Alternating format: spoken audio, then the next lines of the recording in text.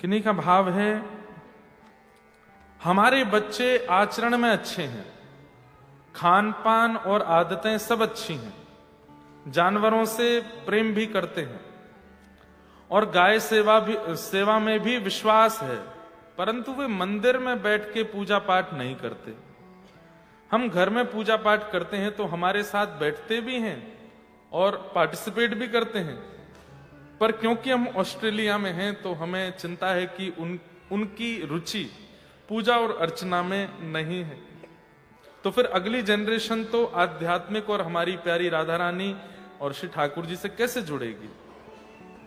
क्या करें कि जिससे हमारी नेक्स्ट जनरेशन में आध्यात्म और धर्म से जुड़ाव रहे? एक बात सुनिएगा, हजारों बच्चे स्कूल जाते हैं, पर उनमें से कुछ बच्चे होते हैं जिनका पढ़ाई में मन लगता है, बाकी के बच्चों का किसी का फिजिकल एक्टिविटीज में मन है, किसी का म्यूजिक में मन है, किसी का और चीजों में मन है। जरूरी नहीं है कि पढ़ने लिखने वाला बच्चा ही भविष्य में कुछ बन पाता है। कई बार जो कभी अच्छे ग्रेड्स नहीं ला पाया वो बच्चा भी भविष्य में चल करके अच्छा करता है। और रही बात पूजा पाठ की, आप पूजा पाठ को किस रूप में लेते हो? सुबह दिया जलाना, शाम को दिया जलाना, तो ये प्रैक्टिसेस हैं, ये पूजा पाठ नहीं है। पूजा पाठ ना हमारे भाव से इतना ज्यादा सिखाया जाता है,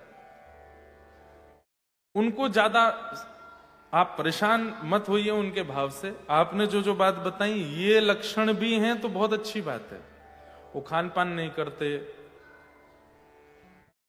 जानवरों से प्रेम करते हैं, बुरी आदतें नहीं हैं, अच्छा बोलते हैं, अच्छे रहते हैं, लेकिन बस थोड़ी रुचि कम है पूजा पाठ में। आपके चाहने से नहीं हो पाएगा, ये तो ठाकुर जी चाहेंगे, श्री जी चाहेंगे तभी होगा। और दूसरी बात, हमारे देश के जो युवा और पूरे विश्व के जो युवा है ना, युवावस्था में इनको ये संसार अपनी ओर खींचता है। इनको लगता है ऐसा खाना है, ऐसा पीना, ऐसा पहनना है, ये करके देखना है, ये करके देखना है। 35-40 तक करके हार जाएंगे तो लौट के फिर यहीं आना पड़ेगा। अभी भी कथा में वैसे तो यंगस्टर्स बहुत आने लगे अब, लेकिन पहले की कथाओं में अधिकतर आने वालों की संख्या 40 के ऊपर की होती थी। तो मैं सोचता था क्यों? क्योंकि 40 तक पूरी दुनिया देख के इनको समझ आ जाता है कि कुछ नहीं रखा इस संसार में। सोचिए, इतनी बड़ी दुनिया और इतनी आकर्षण करने वाली वस्तु 35 साल तक ही अच्छी लगती है, पर 35 की उम्र से लेकर के और 90 तक श्री जी का नाम ही प्रिय लगता है। बस ये युवा अगर समझ जाएं, हमारी तरह 14 वर्ष की अवस्था में हमको चेतना आ गई थी कि यही करना है, अपने पिताजी की गादी संभालनी है, भगवत प्रेम, भगवत भाव में रहना है। तो ये युवावस्था में चेतना जागना आपके चाहने से नहीं होगा, जबरदस्ती करना अपराध है। अभी मैंने मेलबर्न में 10 नामापराध बताए थे, 10 प्रकार के अपराध। उसमें से एक अपराध क्या है? किसी का मन नहीं है फिर भी हम जबरदस्ती उसको लेके जाते हैं, ठाकुर जी के पास जाओ, बैठो, नाम करो। अरे ठाकुर जी का नाम इतना सस्ता नहीं है कि आप बिना मन वाले को भी जबरदस्ती बैठाओ। जिसका मन है गरज पड़े तो करो, नहीं तो बिल्कुल मत करो। इसलिए जो बालक आचरण में अच्छे हैं अच्छी बात है, लेकिन उनका बहुत ज्यादा भाव ठाकुर जी में नहीं बन रहा तो कोई बात नहीं। आप अपने घर के माहौल में जो जैसे पति पत्नी खूब अच्छी कुछ नियम करते रहो, संत महात्मा आते हैं उनको घर बुलाते रहो, हमारे जैसे कथा वक्ता आते हैं, वैष्णव आते हैं उनको घर बुलाते रहो। धीरे धीरे इन चीजों से सीखेंगे। ऐसे ही संभव हो सकता है, इसके अलावा और कोई उपाय नहीं है। बाकी जिनके संतान नहीं हुई है उनको हम एक एडवाइस दे सकते हैं, संतान आएगी जीवन में। संतान का उचित निर्माण जन्म लेने के बाद हो ही नहीं सकता। संतान का उचित निर्माण होता है जन्म लेने से पहले, जब वो 9 महीने आपके गर्भ में रहता है। उस समय माता पिता की जो गतिविधि होती है, जैसी भावना होती है, जैसा अन्न होता है, जैसा व्यवहार होता है, जो सोच में आता है, जो विचारों में चलता है, उसी का प्रभाव पड़ता है उस बालक पर। 9 महीने बाद बालक का जन्म हो गया, अब आप उसको चाह रहे हो हनुमान चालीसा बोलो, मंदिर में चलो, 6-7 साल तक जाता है, पर उसके बाद फिर नहीं जाता। क्यों? उसके बाद माता पिता का व्यवहार एक्टिव होता है उसके अंदर। भक्त प्रहलाद वे भक्त कैसे हो गए हिरण्यकश्यप के यहाँ? इसमें यही प्रमाण दिया गया कि जब उनकी माताजी कयाधु गर्भवती थी तब नारद जी नित्य कथा सुनाते थे उनको। उसी का प्रभाव हुआ कि हिरण्यकश्यप जैसे महापापी महाराक्षस के यहां पर प्रहलाद जी का जन्म हुआ। इसलिए जिनके बालक आ चुके हैं दुनिया में, अब उनको तो हम कुछ ज्यादा नहीं बता सकते। वो तो बस प्रयास ही करिए, कथा में लाओ, खूब सत्संग में लाओ, प्रयास करो। पर जिनकी संतान अभी नहीं आई है, ऐसे नव दंपति अगर यहां बैठे हैं और जब पता चले कि कोई मेहमान आने वाले हैं घर में, बेवजह की लड़ाइयां बंद कर दीजिएगा, बेवजह का घूमना फिरना बंद कर दीजिएगा, उल्टा सीधा खाना बंद कर दीजिएगा, उल्टा सीधा बोलना सोचना बंद कर दीजिएगा। नित्य कथा सुनना है, नित्य पॉजिटिव रहना है। और 5 कर्म बताए गए हैं, ध्यान से सुनना।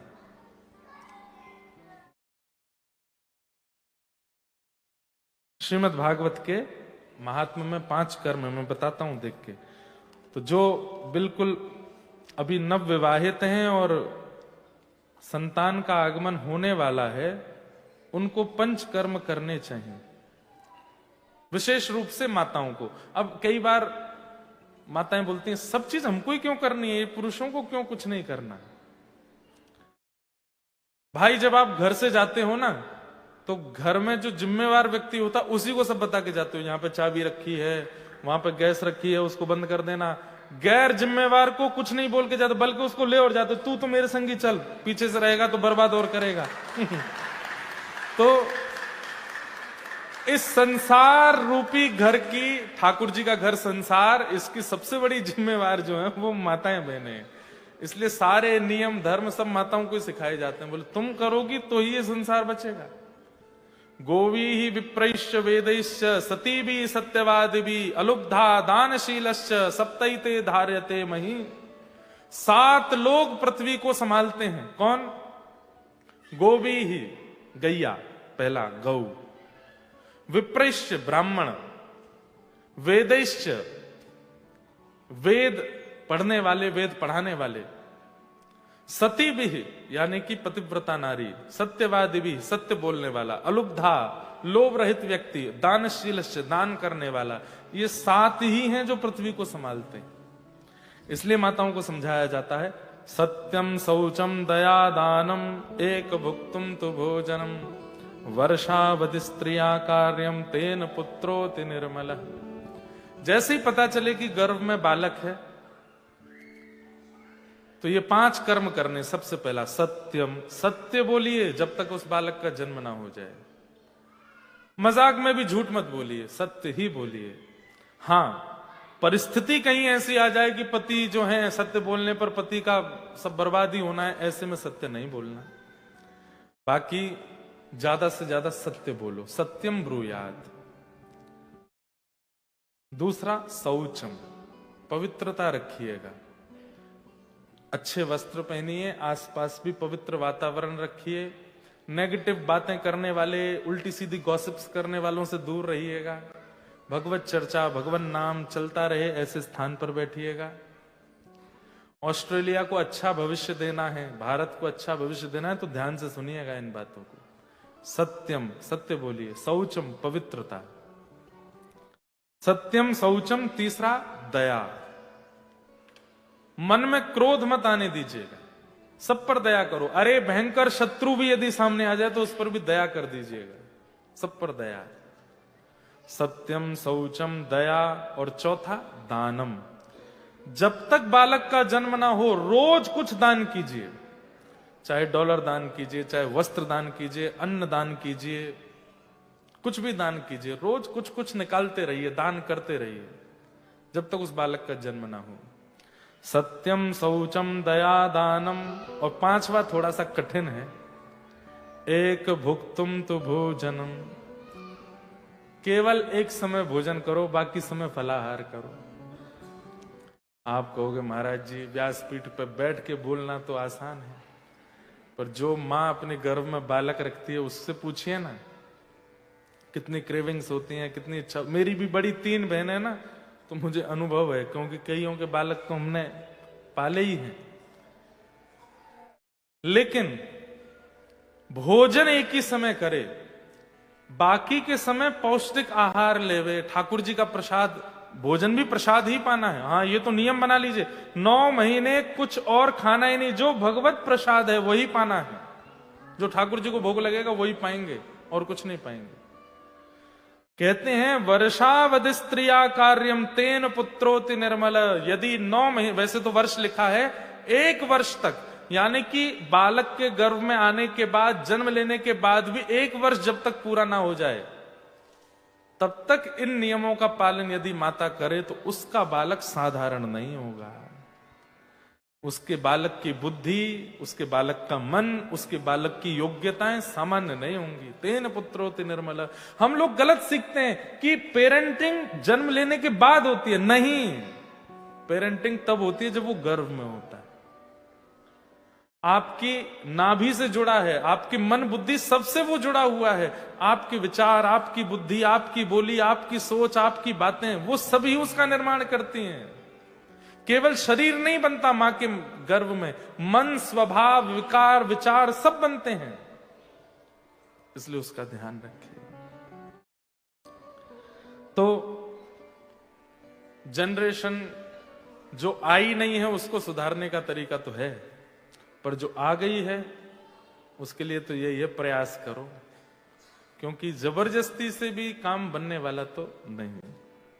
फिर किसी का प्रश्न है कि मोक्ष और भगवत प्राप्ति में अंतर क्या है। ध्यान से सुनना। मोक्ष मतलब मृत्यु के बाद भगवान का दर्शन, भगवत प्राप्ति मतलब जीते जी भगवान का दर्शन। ये दोनों अंतर है। हमें दोनों चाहिए। जीते जी ठाकुर जी का अनुभव करना है। क्यों? मीराबाई ने जीते जी पाया, सूरदास ने जीते जी पाया, गोस्वामी तुलसीदास ने जीते जी पाया, सक्कूबाई ने जीते जी पाया, नामदेव, ज्ञानेश्वर माउली, जो नाम बोलिए, रामदास बोढ़ाना, गुजरात के, बड़ोदरा के, सबने जीते जी पाया। तो हम मृत्यु की प्रतीक्षा क्यों कर रहे हैं? जीते जी पाना ये भगवत प्राप्ति है।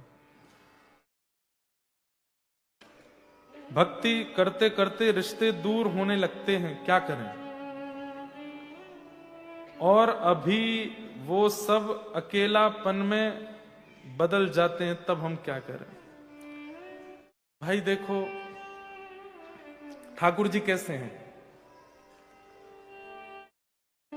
वरहा पीडम नटवर वपु कर्णयो कर्णकारम विभ्रदवासः कनक कपिसं वैजयन्तीं च मालां रंध्रान् वेणोऽधर सुधया पूरयन् गोपवृन्दैः वृंदारण्यम स्वपदरमणम प्राविशद गीत कीर्ति।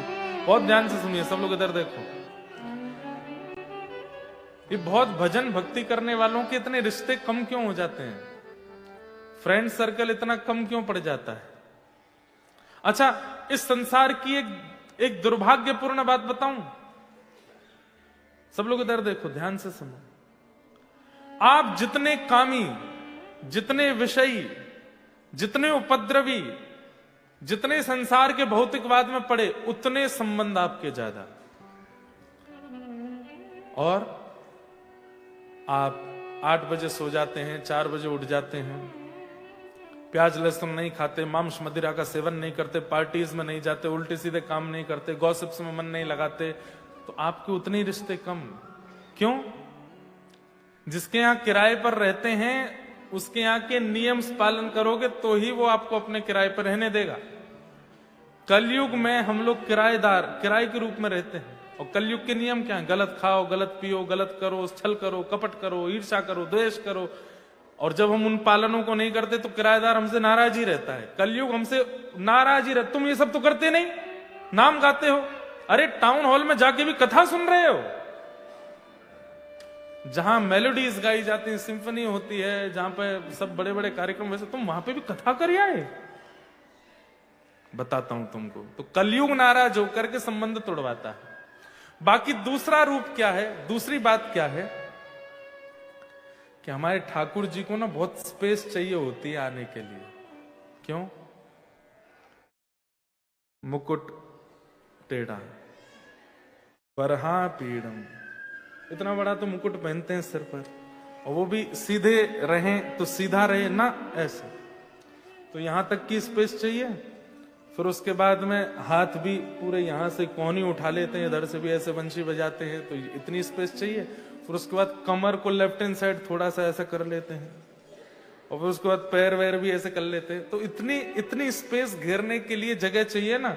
मन में हमारे बहुत सारे लोग बैठे हैं, तो ठाकुर जी कहते सबको निकालो, तभी तो मैं भीतर आऊंगा। मुझे आने के लिए स्थान चाहिए, मुझे आने के लिए अवकाश चाहिए।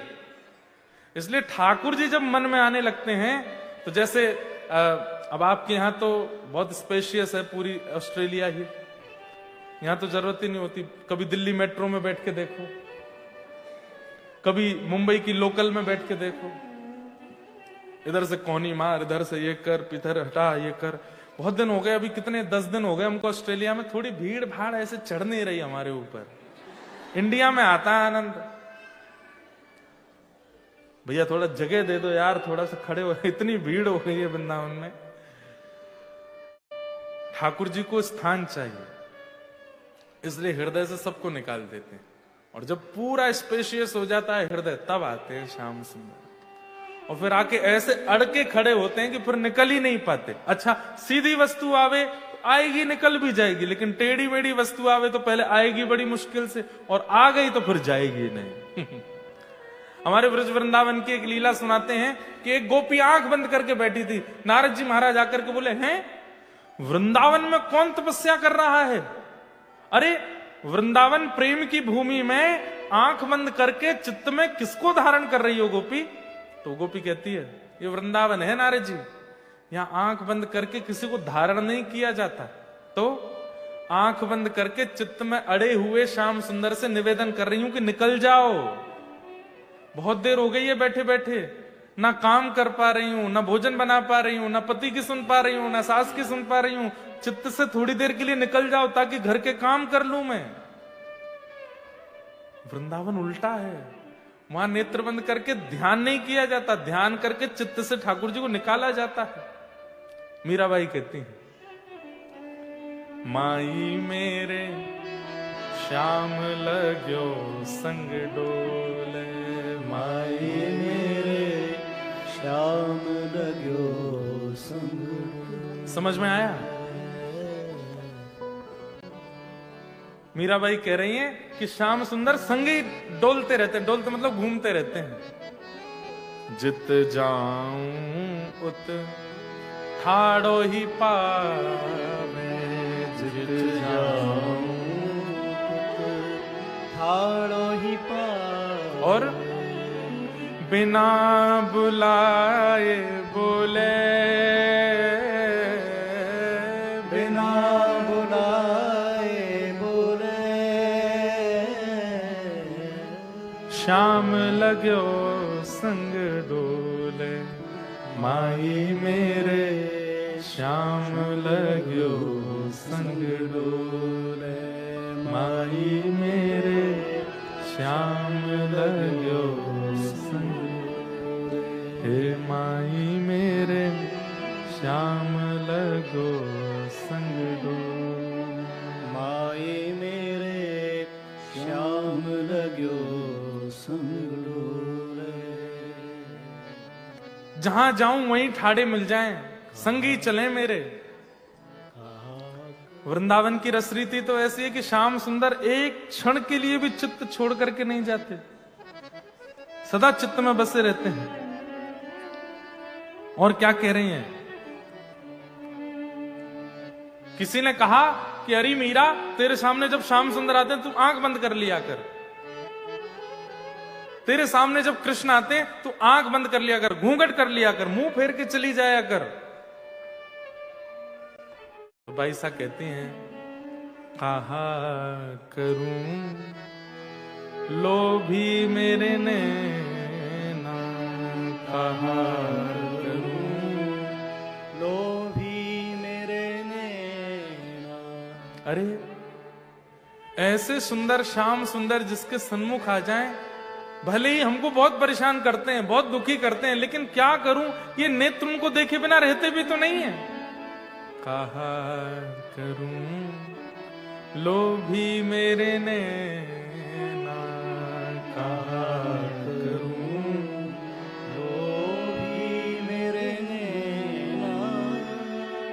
हंस हंस घूंघट खोले, हंस हंस घूंघट खोले,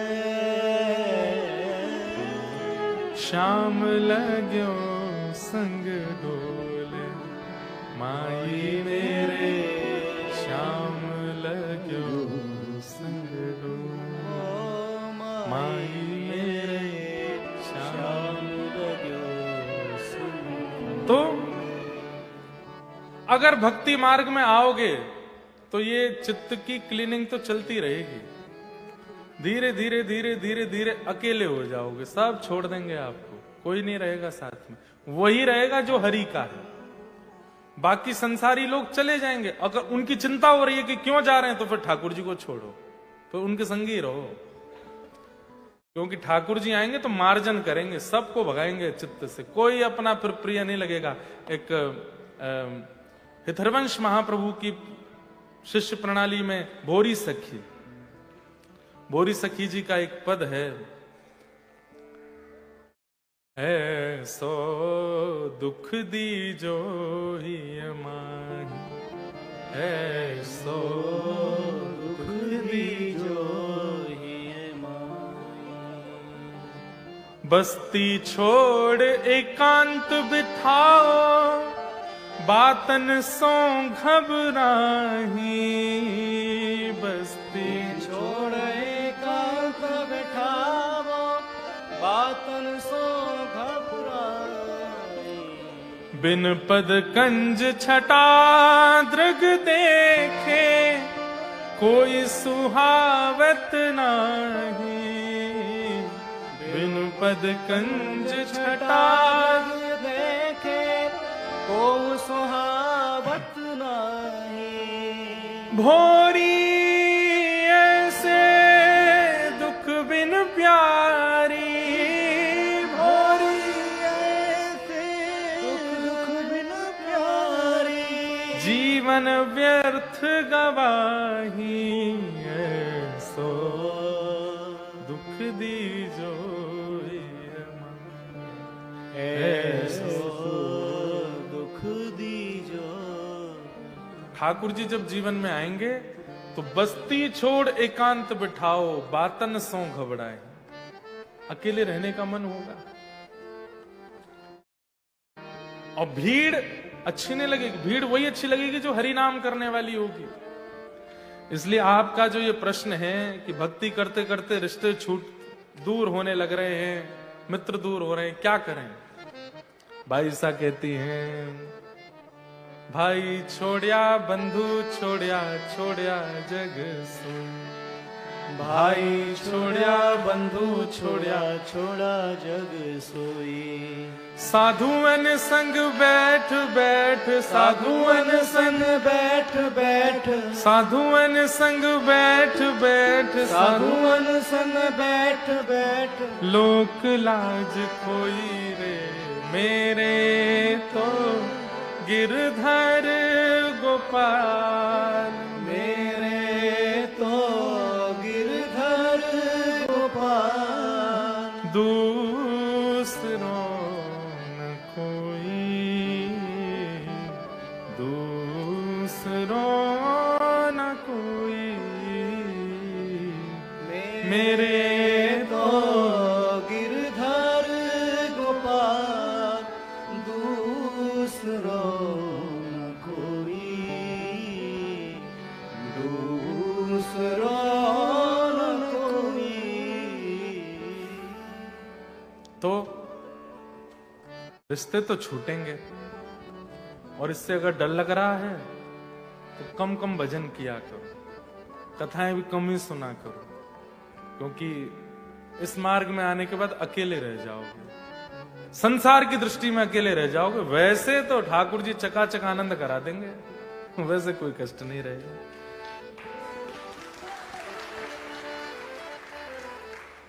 अगर प्याज लहसुन खाते हैं और बाकी सब नियम पालन करते हैं, तो क्या फिर भी हम ठाकुर जी को प्रिय नहीं लगेंगे? ऐसा नहीं है। लेकिन गीता में भगवान एक बात कहते हैं, भुंगते त्वघम पापात ये पचंत्यात्म कारणम। जो बिना मेरा भोग लगाए केवल अपनी जीव को स्वाद देने के लिए भोजन बना के खाते हैं और मेरा भोग नहीं लगाते, वो कहीं ना कहीं अपने पाप को जन्म देते हैं। कौन से पाप? जो पाप गंगा स्नान करने से, तीर्थ यात्रा करने से नष्ट हो चुके हैं, प्रायश्चित करने से खत्म हो गए हैं, वो पुनर्जागृत हो जाते हैं बिना ठाकुर जी को भोग लगाए पाने से। और ठाकुर जी को प्याज लहसुन का भोग लगता नहीं है, क्या करें फिर? कोई बहुत बड़ा पाप नहीं है, अपराध नहीं है, लेकिन प्रयास करो कम, धीरे धीरे कम करो। क्योंकि तामसिकता है, ये जो टेम्पर हाई होना, बहुत जल्दी गुस्सा आ जाना, ईगो पर लग जाना, ये सब बहुत होता है। ये तामसिक भोजन करने वालों की स्थिति होती है। व्यक्ति जब तामसी भोजन छोड़ देता ना, धीरे धीरे कामनेस उसके अंदर आने लग जाती है, शांति, सहनशीलता। हम कथा करते हैं, हजारों लोग प्रेम करने वाले हैं, लेकिन सैकड़ों लोग गालियां भी देते हैं, सैकड़ों लोग अपमान भी करते हैं, उल्टे सीधे विरोध भी करते हैं, लेकिन मन पर ज्यादा फर्क नहीं पड़ता। और इन सब का कारण कहीं ना कहीं तामसिकता का त्याग। अच्छा, आप कभी सोचते नहीं कि महाराज जी जीन्स क्यों नहीं पहनते हमारी तरह? ये धोती बगलबंदी ही क्यों पहनते हैं? ये तिलक रोज क्यों लगाते हैं? शिखा क्यों रखते हैं? ये सब तक सब सात्विकता है। जब सात्विक व्यक्ति रहने लगता है ना, धीरे धीरे धीरे धीरे धीरे धीरे उसके मन पर, उसकी बुद्धि पर उसका असर होता है। और कैसे असर होता है? सहनशील बनने लग जाता है, पेशेंस लेवल उसका थोड़ा ठीक होने लगता है, दूसरों में दोष देखना कम हो जाता है, फालतू की अपवाद, फालतू की बकवाद, इन सब में रुचि कम हो जाती है। हंसना, खेलना, मगन रहना, आनंद में रहना, ये सब उसका प्रारंभ हो जाता है। इसलिए सात्विक रहो। अब बुरा नहीं मानना, ऑस्ट्रेलिया के जो लोग हैं इतनी सी बात पे गुस्सा हो सकते हैं, इतनी सी बात पे गुस्सा हो जाते हैं। फ्लाइट में आप बैठे हो, बगल में कोई ऑस्ट्रेलियन बैठा है, आप जरा सी कोहनी लगा दो तो गुस्सा हो जाएंगे।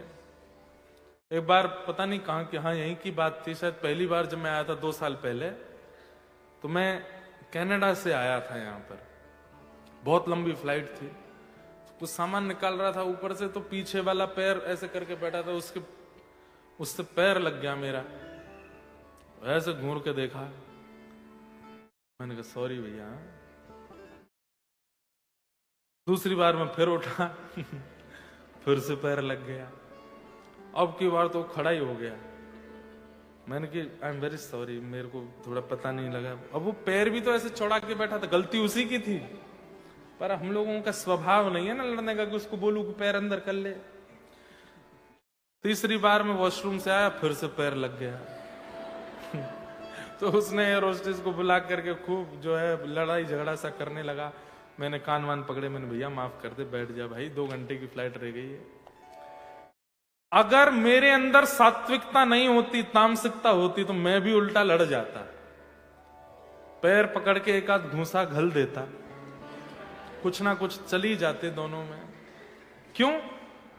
तामसिक व्यक्ति जो होता है ना, उसका स्वभाव कैसा होता है? देख लूंगा तुझने किया कैसे, तुझे बताता हूं। और वैष्णव कैसा होता है? भैया तुम जीते हम हारे, तुम ठीक है सुना लो, 2-4 और कह लो हमको। अब इस पर भी लोग कई बार बोलते हैं, महाराज जी आप क्या सिखा रहे हैं दुनिया को? सहना सिखा रहे हैं आप। ये कैसे सिखा सकते हैं कि भाई कोई कुछ भी कर जाए तुम सह लो? अरे ठीक है, कोई बहुत बड़ा अपराध करे, कोई बहुत ही बड़ा अपमान कर दे, आपकी डिग्निटी पर बात आ जाए, बहुत ज्यादा कुछ, तो बोलो भी।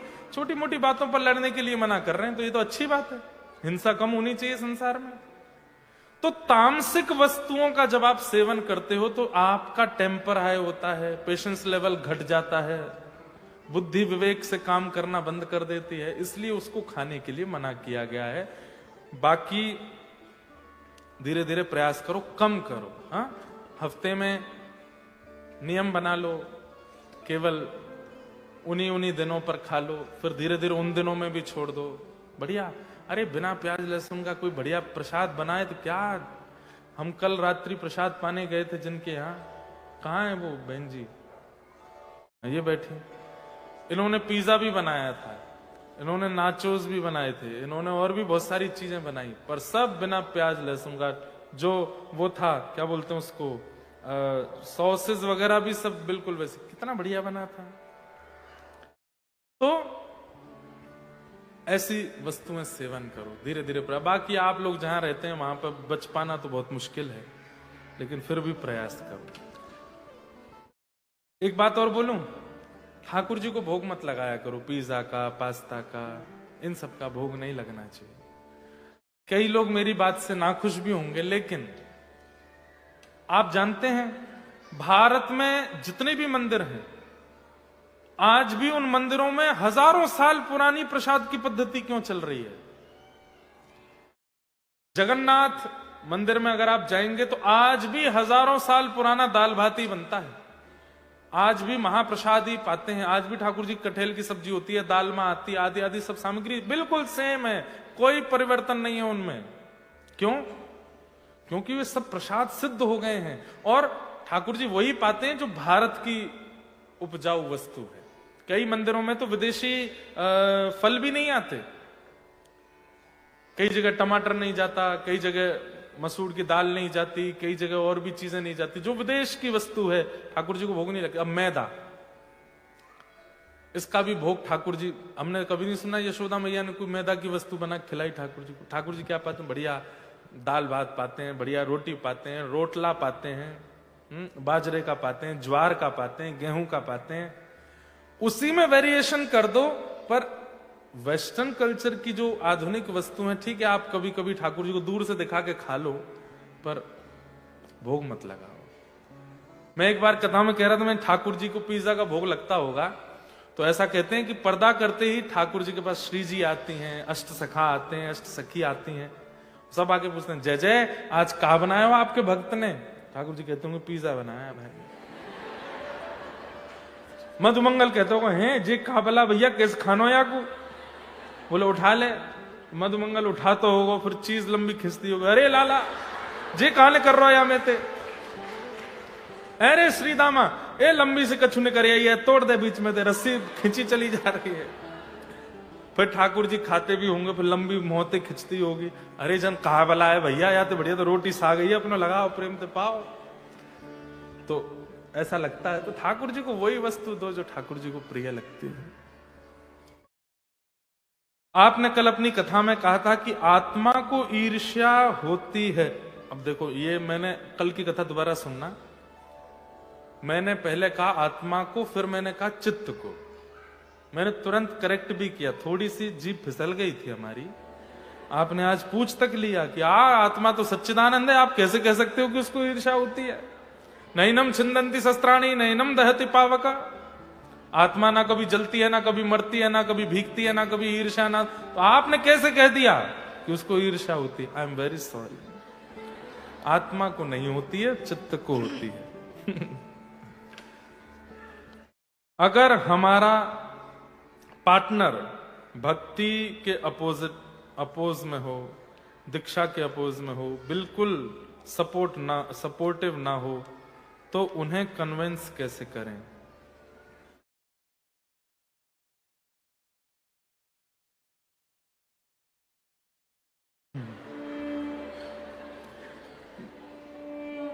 मेरा पार्टनर अपोजिट नहीं है, तो मैं कैसे बताऊं?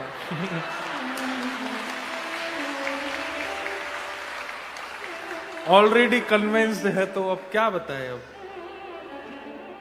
कभी कभी तो कथा में वो बातें बोलती है ना जो अनुभव किया हो, अब जो अनुभव में ही नहीं है वो कैसे बताऊं? लेकिन हां, एक की कथा हमको याद है। कौन?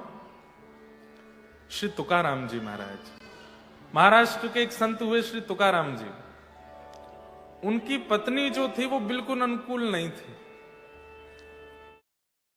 तो वो कई बार रोकती थी और भी चीजें थी, तो तुकाराम जी क्या करते थे, उसके सामने शांति रहते थे, पूरे दिन एकांत में भजन करते थे। पत्नी करे ऐसा प्रयास करते, लेकिन नहीं करती तो उसको जबरदस्ती नहीं बोलते थे, ठीक है नहीं करती नहीं करो, पर वो जब जब समय मिलता तो बैठ करके भजन कर लेते थे।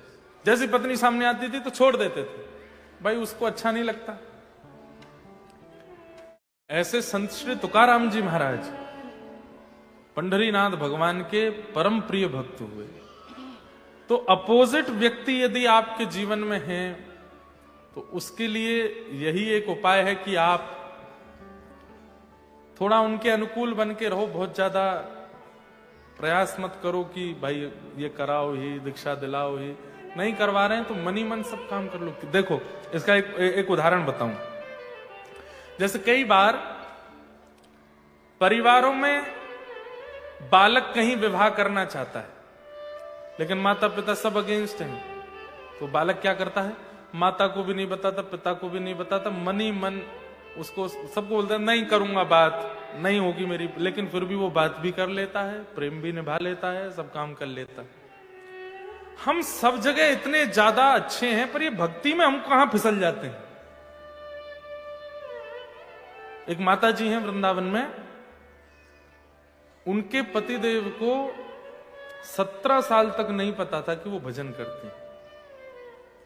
भक्तमाल में कथा आती है, अंतर्निष्ठ राजा, उनकी पत्नी को अधेड़ उम्र तक नहीं पता चला कि उनका पति भजन करता है, गुप्त रूप से करते थे।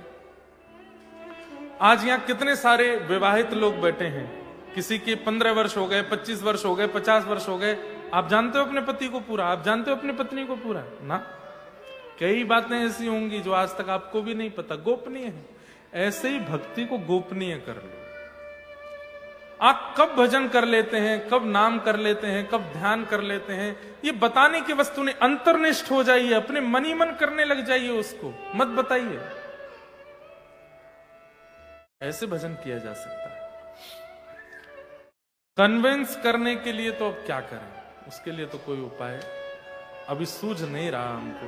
हाँ, एक कथा और याद आई, सुना देता हूं।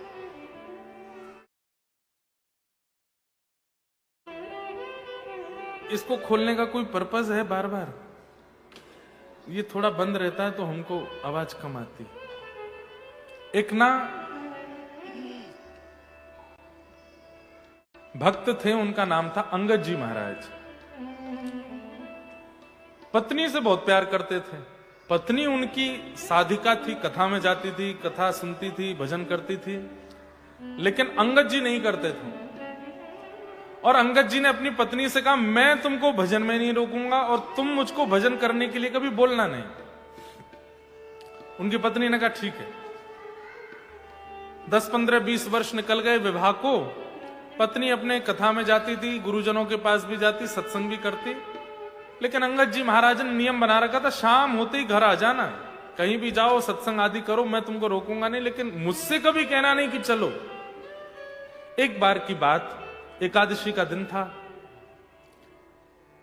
अंगद जी की पत्नी अपने गुरुजी और सब संतों से बोली कि आप लोग सब हमारे घर आ जाओ। जो सामने बैठे ना कैमरा के आसपास, वो थोड़े से कमर मत लगाना, वो नहीं तो गिर गिरा जाएगा, वो इसलिए वो नहीं, इट्स ओके। मेरे को बोला गया पीछे से, इसलिए मैंने बोला। मुझे कोई फर्क नहीं। क्या बता रहा था मैं? हाँ, तो अंगद जी की पत्नी एकादशी के दिन अपने गुरु और सब जो कथा आदि करते थे सबको बोल के आई कि आज मेरे घर सत्संग कीजिए। सब कथावाचक आदि सब श्रोताजन सब पहुंच गए अंगद जी की पत्नी के पास, और वहीं घर में ही कीर्तन हो रहा था, वहीं कथा हो रही थी, सब नाच रहे थे, गा रहे, उत्सव मना रहे थे, ढोल नगाड़े मजीरा सब बज रहे थे। अंगद जी शाम को, एक राजा के मंत्री थे, तो लौट करके जब घर आए, और घर में उन्होंने देखा कि इतना ऊधम मच रहा है, यहां पे सब ये कथा कर रहे हैं, ये सब क्या हो रहा है। आकर के उन्होंने तो चिल्लाना शुरू किया, हल्ला करना प्रारंभ कर दिया, बुरा भला बोलना प्रारंभ, मेरा घर है, धर्मशाला बना दिया इसको, निकलो सब लोग यहां से, और अभद्र बोल के सबको भगा दिया। उनकी पत्नी बोली, आप मुझे कुछ भी कह दीजिए, लेकिन आपने मेरे आचार्यों को, गुरुओं को, कथा वक्ता और सब श्रोताओं को सबको भगा दिया। अरे तो देवी मुझसे पूछना चाहिए था करने से पहले, मेरे घर में ये सब नहीं चलेगा, तुम बाहर जाके कथा सुनो, मेरे घर में कोई सत्संग आदि नहीं होगा। तो पत्नी ने कहा ठीक है, मेरे गुरु और आचार्यों की अवहेलना करने वाले मेरे पति भी हैं, तो मैं उनका मुख नहीं देखूंगी। मैं जीवन भर आपके पास रहूंगी, मैं जीवन भर आपकी सेवा करूंगी पत्नी के नाते, लेकिन आपका मुख नहीं देखूंगी, ये मेरा नियम है। और उसी दिन उनकी पत्नी ने घूंघट कर लिया। अब अंगद जी बोलते हैं, बात करते हैं, घर में आते हैं, पत्नी घूंघट में ही रहती है, नहीं दिखाती मुख। 1 साल 2 साल निकल गए, अंगद जी का अब मन नहीं लगता। अंगद जी बोले क्या करें, घर जाने की इच्छा भी नहीं होती, पत्नी बात ही नहीं करती है, मौन हो गई है, शांत हो गई है, बस रोटी बना के दे देती है, वस्त्र दे देती है, जो मेरी जरूरतें उनको पूरी कर देती है, बाकी ना मुझसे बात करना, मुझको देखना, कुछ भी नहीं। एक दिन अंगद जी ऐसे दुखी दुखी जा रहे थे तो देखे एक जगह कथा हो रही थी, तो अंगद जी बोले इस कथा ने ही मेरा घर सब बर्बाद किया, सुनूं तो सही एक बार बैठ के, है क्या यहां पे। अंगद जी जाकर के जैसे बैठे कथा में, थोड़ी देर सुनते सुनते सुनते, इतना 1-1.5 वर्ष बाद 2 वर्ष बाद पहली बार उनको बड़ी शांति लगी, बहुत सुख मिला। और थोड़ी देर में ही सब खड़े हो गए और अपने अपने घर को जाने लगे। तो अंगद जी बोले आप सब कहां जा रहे हो? बोले कथा विश्राम हो गई, सब अपने घर जा रहे। अब कब होगी? बोले अब तो ये विश्राम हो गई, अब तो 7 दिन की थी, आज 7वां दिन पूरा हो गया। तो अंगद जी इतने व्याकुल हो गए, अब मैं कथा कहां सुनूंगा? बोले इन महाराज जी की कथा दूसरे गांव में 10 दिन बाद है। तो अंगद जी को 10 दिन काटने भारी पड़ गए। 10 दिन बाद उस गांव में पहुंच गए, वहां भी पूरी कथा सुनी। अब तो अंगद जी की ऐसी स्थिति हो गई, प्रेम से कथा सुनते हैं। 1-1.5 वर्ष ऐसे ही निकला, पत्नी घर में बात नहीं करती। 1-1.5 वर्ष बाद उन महाराज जी की कथा फिर से उनके गांव में हुई। तो गांव में जब कथा हुई, 1-1.5 वर्ष में रसिक तो बनी गए थे। कथा में जैसे कीर्तन हुआ तो सब नृत्य कर रहे थे, भावावेश में अंगद जी भी नृत्य कर रहे थे। अंगद जी को नहीं पता कि उनकी पत्नी भी वहां बैठी है, उनकी पत्नी को नहीं पता कि अंगद जी भी बैठे। तो सब नृत्य कर रहे थे, तो सब लोग देख रहे थे कौन कैसा नाच रहा है। पत्नी ने देखा ये व्यक्ति बड़े भाव में नृत्य कर रहा है, कौन है? और जैसे ही ध्यान से देखा, मेरे पतिदेव, ये अंगद जी।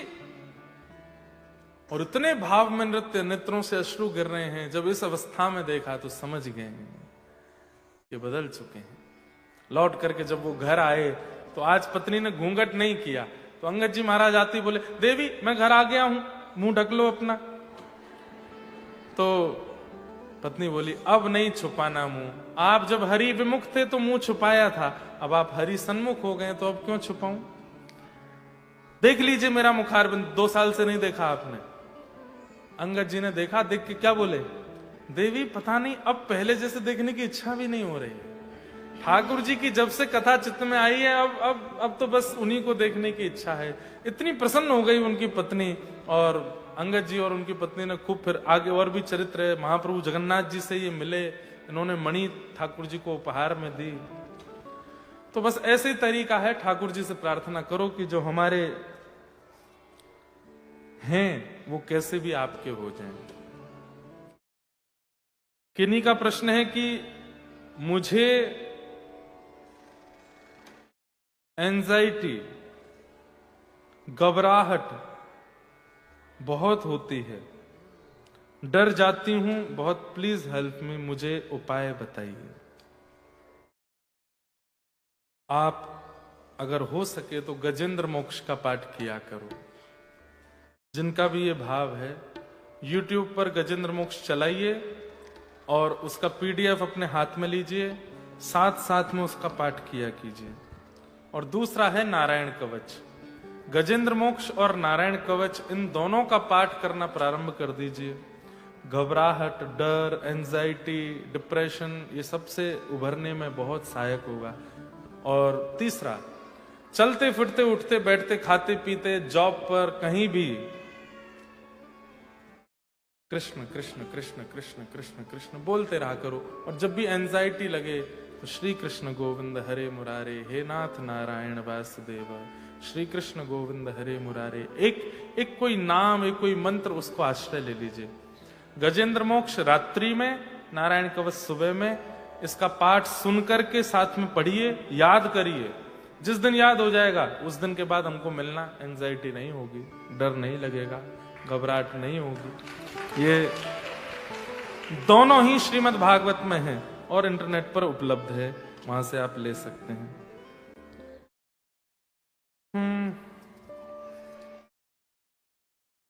बहुत सारे प्रश्न हो गए आज।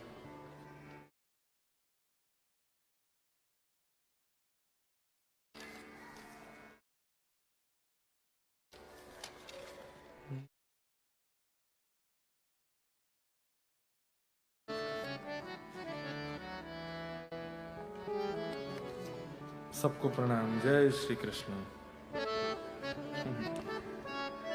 अब हम लोग कल के प्रसंग पर चल दें। भगवान 4 प्रकार के अपने भक्तों के विषय में बता रहे हैं।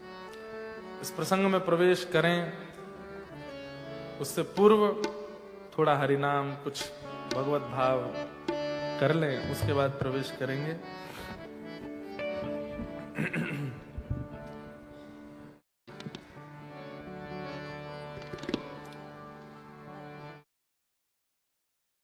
हरि का भजन करो, हरि है हमारा। हरि का भजन करो, हरि है हमारा। करताल बजा के गाओ। हरि का भजन करो, हरि है हमारा। हरि का भजन करो, हरि है हमारा। हे हरि नाम लेने वाला, हरि नाम लेने वाला, हरि नाम गाने वाला, हरि नाम गाने वाला। हे हरि का है प्यारा, हरि का भजन करो, हरि है हमारा। हरि का भजन करो, हरि है हमारा।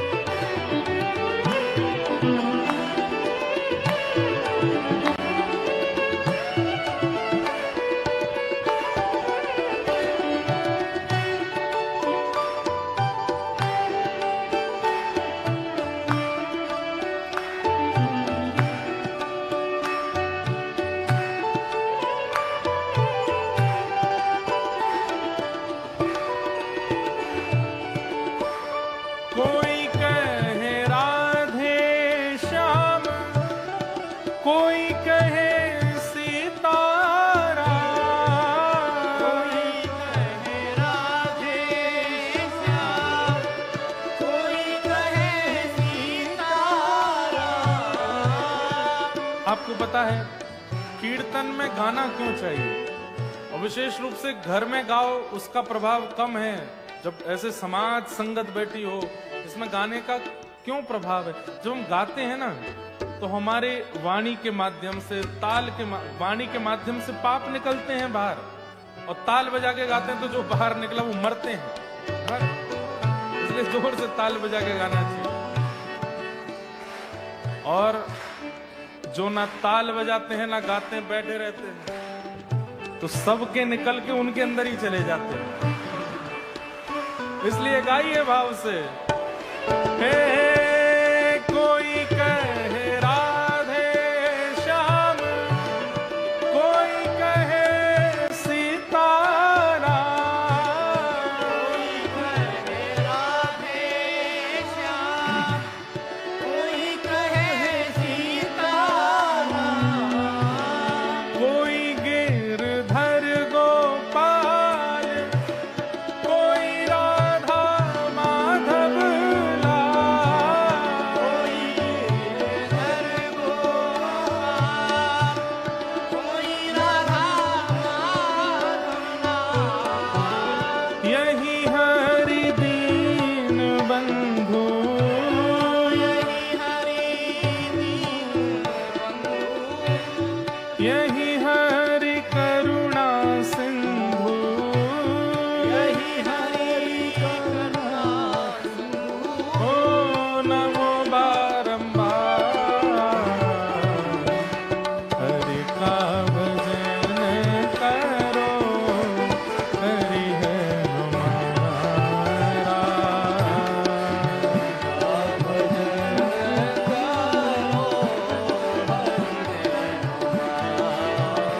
ओ हरि का भजन करो, हरि है हमारा।